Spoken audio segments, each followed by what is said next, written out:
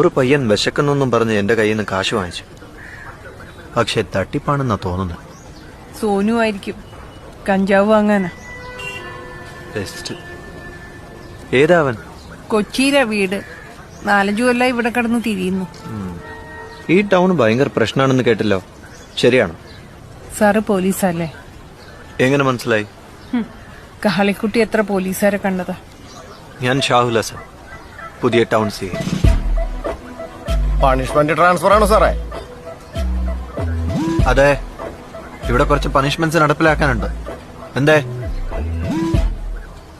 ഇതാ സാറേ. ദാ. ശരി. ആരാണ് ഈ കണ്ണമ്പായി?